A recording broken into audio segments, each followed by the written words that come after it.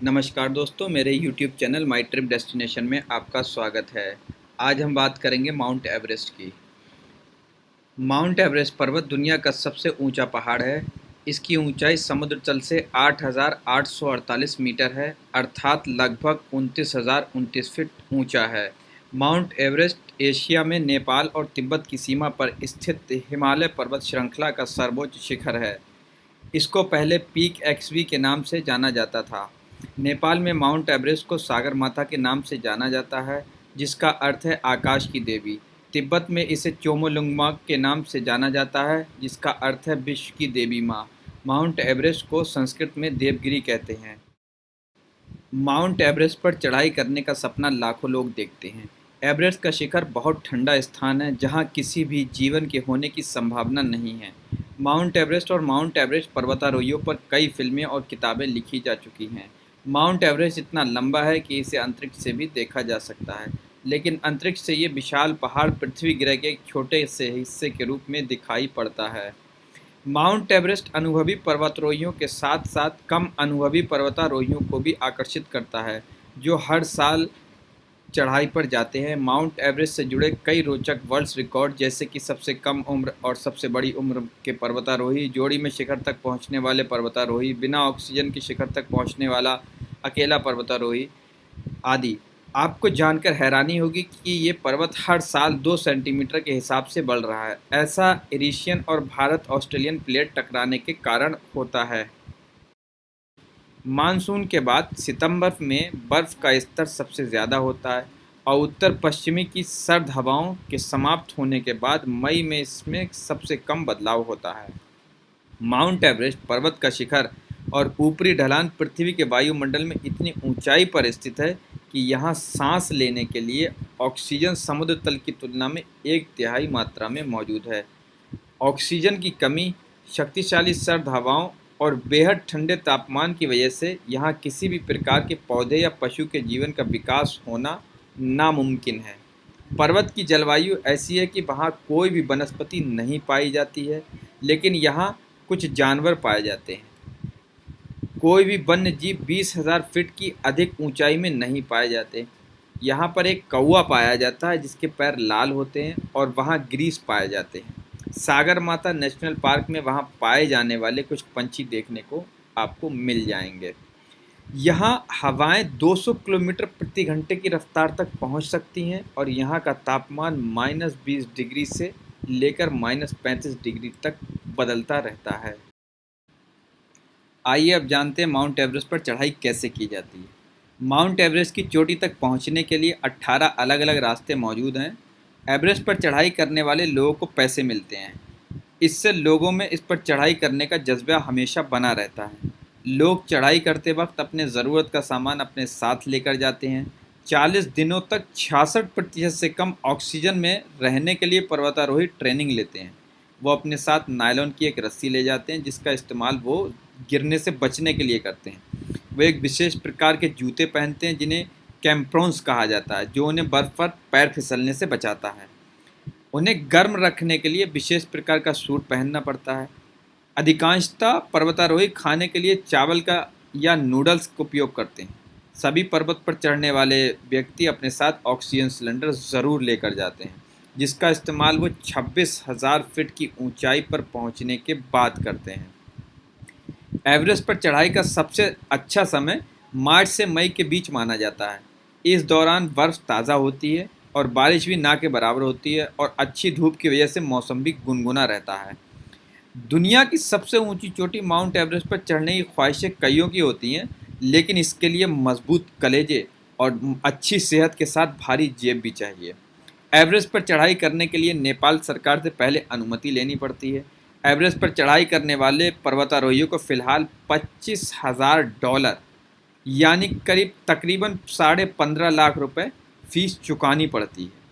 इस फीस में बोतलबंद ऑक्सीजन, उच्च ऊंचाई वाला गियर शामिल है, जिसमें टेंट, स्लीपिंग बैग और जूते शामिल हैं। इसमें चिकित्सा देखभाल, भोजन और शेरपा गाइड और उसके लिए बोतलबंद ऑक्सीजन का समर्थन मूल्य भी शामिल है। आइए अब जानते हैं माउंट एवरेस्ट पर चढ़ने के लिए यात्रा कहाँ से शुरू की जाती है। माउंट एवरेस्ट नेपाल और तिब्बत की सीमा पर स्थित है। इसलिए इसके कई संभावित मार्ग हैं, लेकिन अधिकतर लोग एवरेस्ट पर्वतारोही आमतौर पर दो रास्ते चुनते हैं। पहला रास्ता नेपाल के दक्षिण मार्ग, दूसरा रास्ता तिब्बत का उत्तरी मार्ग। ज़्यादातर ट्रेनिंग कंपनियां नेपाल में काम करती हैं, क्योंकि तिब्बत में चढ़ाई हाल के वर्षों में अधिक महंगी और अधिक नियंत्रित हो गई है। दक्षिण मार्ग पर चलने वाले लोग नेपाल की राजधानी काठमांडू में पहुंचते हैं। उसके बाद लुकला गांव में उड़ान भरते हैं, जहां यात्री एवरेस्ट के बेस कैंप की ओर बढ़ना शुरू कर देते हैं। उसके बाद पर्वतारोही स्टाफ के सदस्यों और शोरपा गाइडों के साथ एवरेस्ट बेस कैंप तक पहुंचने में लगभग 2 हफ्ते का समय बिताते हैं, जो कि 5200 मीटर की ऊंचाई पर स्थित है। एवरेस्ट बेस कैंप के बाद फिर एडवांस बेस कैंप पहुंचते हैं, जो 6500 मीटर की ऊंचाई पर उपलब्ध है। उसके बाद कैंप 2 पहुंचते हैं, जो 7028 मीटर की ऊंचाई पर उपलब्ध है। उसके बाद कैंप 3 आता है, जो 7790 मीटर की ऊंचाई पर उपलब्ध है। उसके बाद कैंप 4 पहुंचते हैं, जो 8300 मीटर की ऊंचाई पर उपलब्ध है। उसके बाद अंत में माउंट एवरेस्ट 8848 मीटर के शिखर सम्मेलन को चुनौती देते हैं। माउंट एवरेस्ट पर चढ़ने के लिए शुरुआती बिंदु एवरेस्ट बेस कैंप है, जो 5200 मीटर की ऊंचाई पर उपलब्ध है। माउंट एवरेस्ट की भव्य सुंदरता को देखने के लिए सबसे सुरक्षित और सबसे अच्छी जगह एवरेस्ट बेस कैंप है, जहां पर्यटकों के लिए टेंट, हॉस्टल और रेस्टोरेंट, डाकघर जैसी बुनियादी सुविधाएं उपलब्ध हैं। एवरेस्ट बेस कैंप पर आपको वाईफाई की सुविधा भी मिलेगी। माउंट एवरेस्ट पर चढ़ना पर्वतारोहियों के लिए एक लोकप्रिय अभियान बन गया है। हालांकि ये एक खतरनाक उपक्रम है। एवरेस्ट पर चढ़ने के लिए कहीं और पर्वतारोहण के अनुभव की आवश्यकता होती है, साथ ही साथ अच्छे स्वास्थ्य उपकरण और एक प्रशिक्षित नेपाली गाइड का प्रमाण पत्र भी। पहाड़ पर बर्फ हिमस्खलन जैसे घातक खतरे पैदा होते हैं और ख़राब मौसम के कारण केवल सीमित चढ़ाई का मौसम होता है। लेकिन शायद सबसे बड़ा खतरा ऊंचाई का है। अधिकांश पर्वतारोही उच्च ऊंचाई और निम्न ऑक्सीजन स्तर के आदी नहीं होते हैं और बोतलबंद ऑक्सीजन पर भरोसा करते हैं, जो वे साथ ले जाते हैं। यही कारण है कि एवरेस्ट पर 8000 मीटर की ऊंचाई वाले क्षेत्र को मृत्यु क्षेत्र या डेथ जोन कहा जाता है। इस क्षेत्र में लंबे समय तक बिताने वाले पर्वतारोही ऊंचाई की बीमारी और यहाँ तक कि मस्तिष्क की सूजन का भी विकास कर सकते हैं। शेरपा एवरेस्ट पर सबसे अच्छे गाइड हैं। विभिन्न देशों से पर्वतारोहण टीमों के लिए गाइड सेवाएं प्रदान करना शेरपाओं की आय का एक मुख्य स्रोत बन गया है। वे मुख्य रूप से चीन, भारत और भूटान में बिखरे हुए नेपाल में रहते हैं। शेरपा को पहाड़ी चढ़ाई का बहुमूल्य अनुभव है, जिसे वे अन्य पर्वतारोहियों को प्रदान कर सकते हैं। एवरेस्ट की अधिकांश चढ़ाई शेरपा की तार्किक मदद और ज्ञान के बिना असंभव होगी, क्योंकि वे साल भर इतनी ऊंचाई पर रहते हैं। वे निम्न ऑक्सीजन स्तर के आदी होते हैं। आइए अब जानते हैं एवरेस्ट पर अब तक कितने लोग चढ़ चुके हैं। अगस्त 2020 तक 5790 विभिन्न लोगों द्वारा सभी मार्गों पर एवरेस्ट को 10,271 बार फतह किया गया है, जिसमें 1352 लोग शेरपा हैं, जिन्होंने कई बार एवरेस्ट को फतह किया है। तिब्बत की ओर से 3632 बार एवरेस्ट को फतह किया गया है, जबकि नेपाल के रास्ते 6554 बार एवरेस्ट को फतह किया गया है। अगस्त 2020 तक ऑक्सीजन के बिना 216 पर्वतारोहियों ने एवरेस्ट को फतह किया है और 35 पर्वतारोहियों ने एक तरफ से दूसरी तरफ का रास्ता देखा है। 621 पर्वतारोहियों ने नेपाल और तिब्बत दोनों ओर से एवरेस्ट को फतह किया है। एक ही मौसम में 119 पर्वतारोहियों ने एक से अधिक बार एवरेस्ट को फतह किया है। आइए अब जानते हैं माउंट एवरेस्ट पर चढ़ने के दौरान होने वाली मौतों के बारे में। माउंट एवरेस्ट पर चढ़ने का ख्वाब बहुत से लोग देखते हैं, लेकिन वहाँ तक पहुँचने के लिए फौलाद जैसे कलेजे की ज़रूरत पड़ती है। पृथ्वी की सबसे ऊंची चोटी माउंट एवरेस्ट तक पहुँचने के लिए कई बाधाओं को पार करना पड़ता है। 8.8 किलोमीटर की खड़ी चढ़ाई के दौरान बीच बीच में कई दर्रे भी आते हैं। कुछ की गहराई तो कई सौ मीटर है। बर्फ़ की इन दरारों में एक बार जो चीज़ अंदर गई, वो शायद कभी वापस न लौटे। माउंट एवरेस्ट के 8,848 मीटर ऊंचे शिखर तक पहुंचने के लिए पर्वतारोहियों को ऐसे हालात से गुजरना पड़ता है। कभी कभार तो ऐसे मौके आते हैं कि नेपाल के जाबाज शेरपा भी घबरा जाते हैं। ऐसी दरारों को सीढ़ियां जोड़कर पार किया जाता है, लेकिन ऐसा करना आसान नहीं है। एक बार उस पार जाने के बाद वापसी में ऐसी दरारों को फिर से पार करना पड़ता है। इस दौरान हवा का तेज झोंका आया तो इंसान संतुलन खोकर खाई में गिर सकता है। चढ़ाई के दौरान बहुत से पर्वतारोहियों की मौत हो जाती है। सबसे ज़्यादा मौत पर्वत के नज़दीक वाले भाग में होती है, जिसको डेथ जोन कहा जाता है। 1924 से अगस्त 2020 तक 304 लोगों की माउंट एवरेस्ट पर चढ़ने के दौरान मौत हो गई। मौतों में 172 में बिना ऑक्सीजन उपयोग किए पर्वत पर चढ़ने का प्रयास किया था।